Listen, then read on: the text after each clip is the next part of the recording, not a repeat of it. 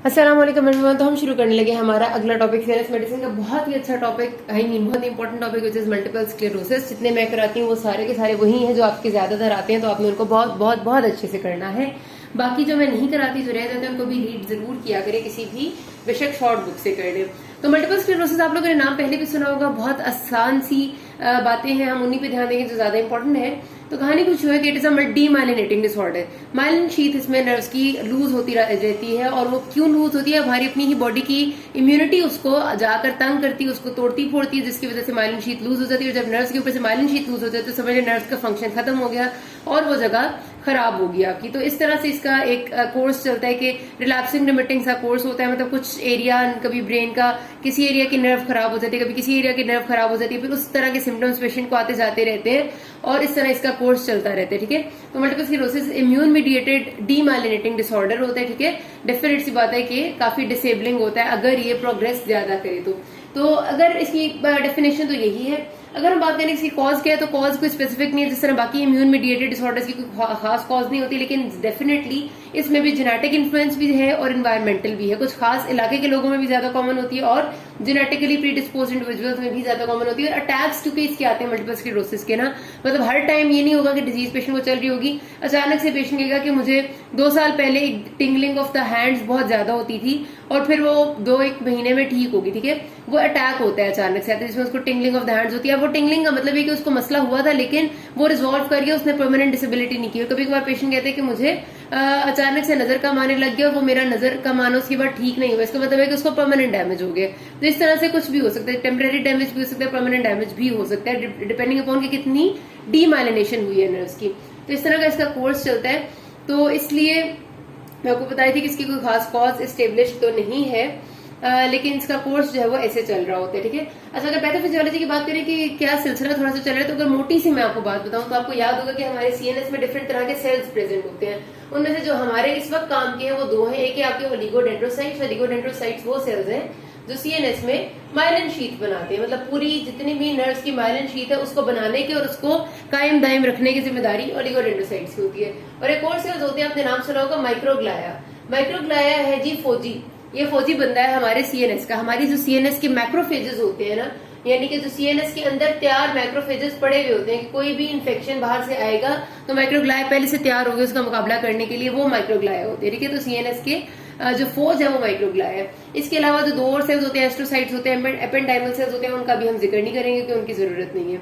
तो हो क्या रहा होता है मल्टीपल स्क्लेरोसिस में, बेसिकली थोड़ी सी अगर मोटी सी बात कुछ होती है तो यूं होती है कि बॉडी की अपनी ही इम्यूनिटी यानी टी सेल्स एक्टिवेट हो जाते हैं और उनका दिल करता है कि बड़े बोर हो रहे हैं तो चलो कुछ कर लेते हैं।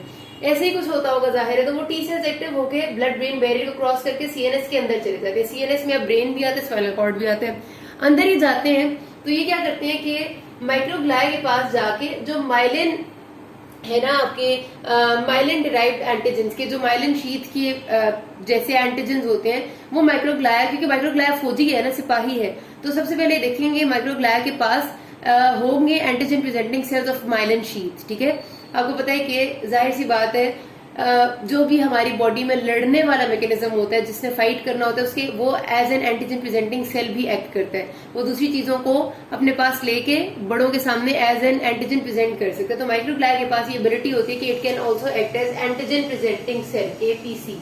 ये अब पुरानी बातें, मैं इसलिए इसकी डिटेल में नहीं जा रही, बस इतना याद रख लें कि ये जाएंगे और ये देखेंगे कि माइलिन शीथ के जैसे सेल्स कहाँ पर उन्हें मिलेंगे, मतलब myelin sheath as an antigen, जो उनको माइलिन डिराइव्ड एंटीजन है वो कहाँ मिलेगा।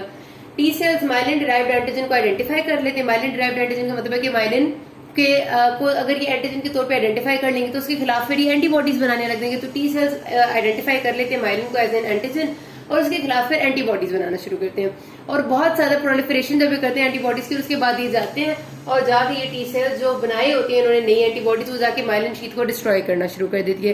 तो उस टाइम जो आता है वो एक्यूट अटैक होता है। ठीक है, तो एक्यूट अटैक में एकदम से इन्फ्लेमेशन आती है, इन्फ्लेमेशन होगी उस सारे एरिया की।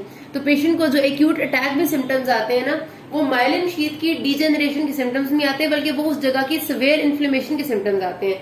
आप देखेंगे जिस जगह में ये होता है ना एक्यूट अटैक के टाइम पे, अगर आप किसी जगह का वो करें, स्लाइड बना के देखें, तो आप वहां पर इतने ज्यादा लिम्फोसाइट्स और मैक्रोफेजेस आपको मिलेंगे स्लाइड में, बहुत ज्यादा, जिसकी कोई हद नहीं, क्योंकि वहां पर एकदम से एक्यूट इन्फ्लेमेशन शुरू होती है। और कहानी वही एंटीजन एंटीबॉडी मीडिएटेड कि टी सेल्स आए और आसान तरीन लफ्जों में समझने कि उन्होंने माइलिन शीट के खिलाफ एक्ट करना शुरू कर लिया और माइलिन शीट को डिस्ट्रॉय करने के लिए लग गए।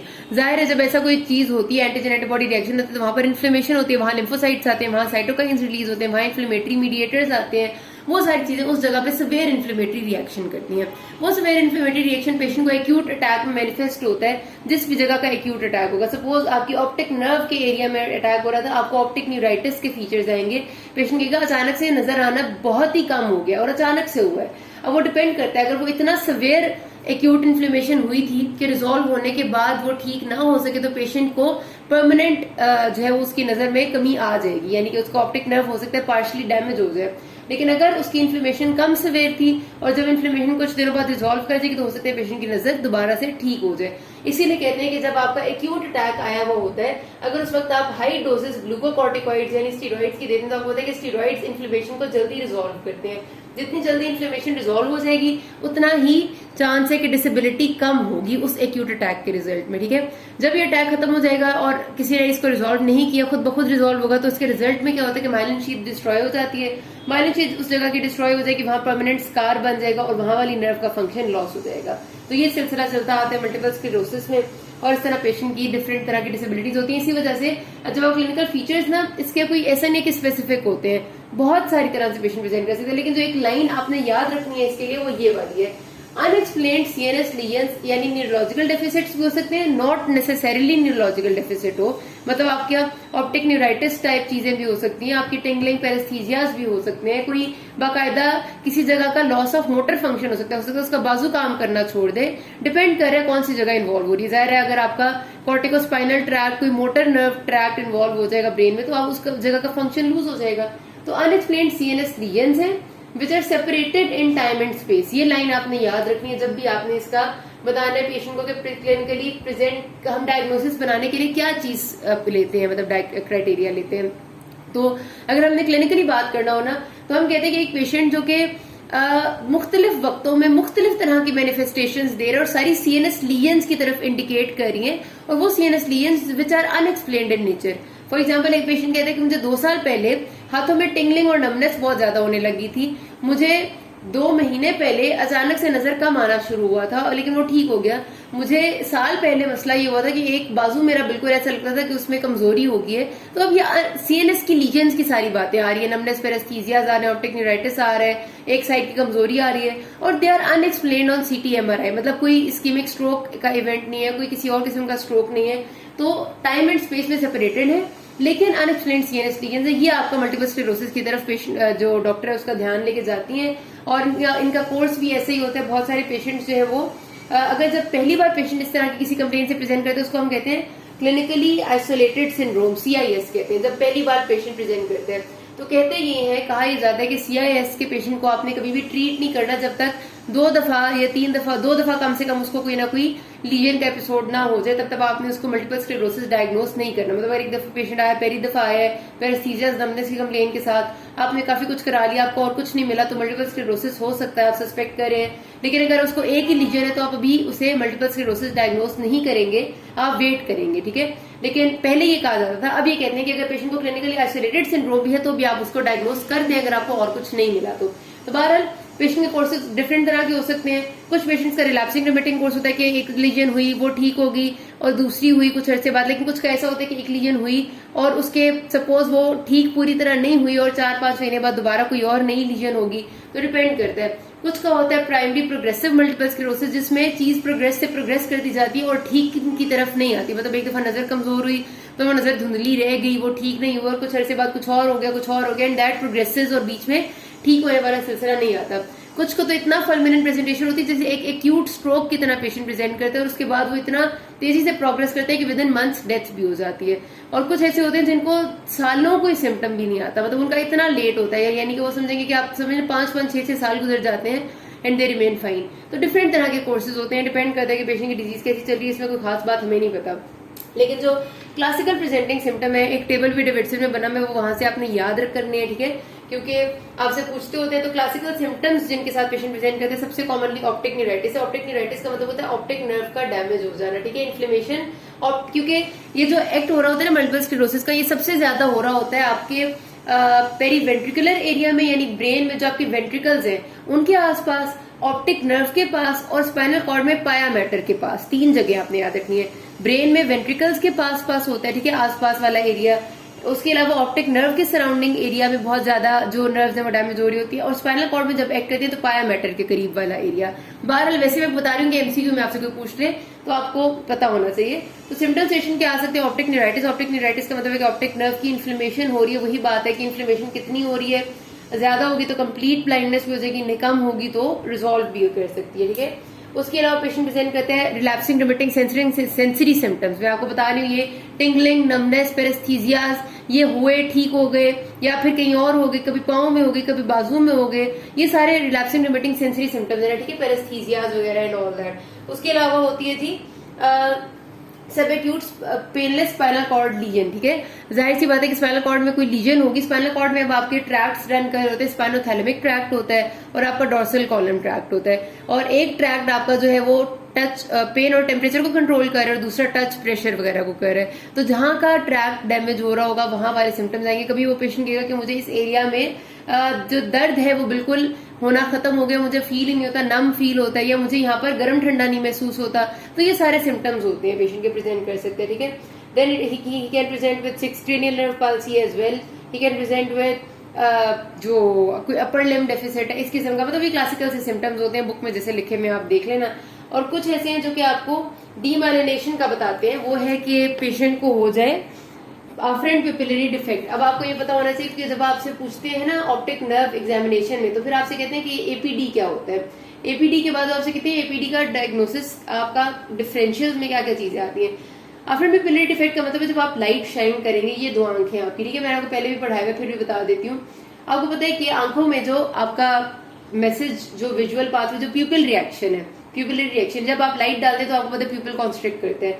ये जो प्यूपिल की कॉन्स्ट्रिक्शन वाला जो रिएक्शन हो रहा होता है, इसके लिए जो मैसेज जा रहा होता है ब्रेन की तरफ, वो ऑप्टिक नर्व के थ्रू जाता है दोनों आंखों से, लेकिन जो वापस आता है वो ऑक्लोमोटर नर्व के थ्रू आता है, यानी थर्ड नर्व लेके आती है वापस, ठीक है।